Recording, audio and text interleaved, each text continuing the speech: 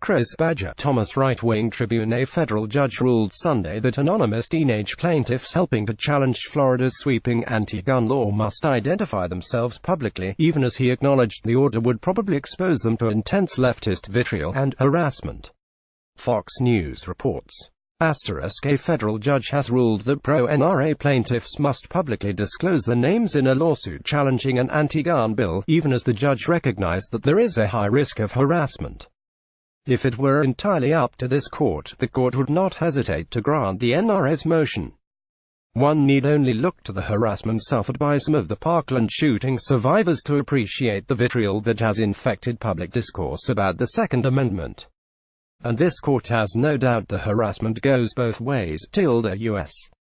District Judge Mark Walker. The judge did state that his hands are tied by the law and he recognizes it will put the teenagers at risk.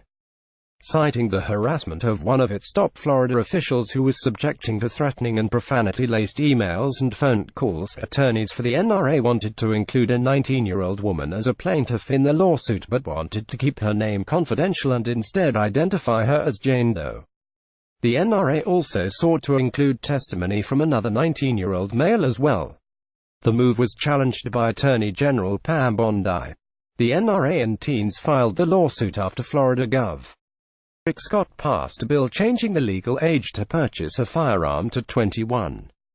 While speaking to the NRA convention on May 4, President Trump made clear that trusting the people with guns is part of trusting them with freedom. RWT News reported, "We support the Second Amendment, not only because we believe in freedom, but also because we trust in everyday, talented, wonderful people, and by the way, these teachers, they love the students. And they're not going to let anybody hurt the students. But you have to give them a chance."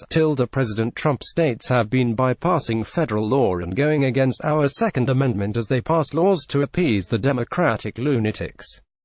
"We're trying to shield these young adults from some of the most evil, hateful stuff you can imagine. Individuals should be able to stand up for their rights and beliefs in the Second Amendment without having to expose themselves to harassment and bullying." NRA Chris Badger Thomas is a veteran who served our country as an Army combat medic.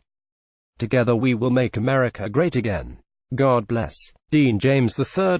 Right-wing Tribune. Be sure to follow us on Nation in Distress and America's Freedom Fighters on Facebook.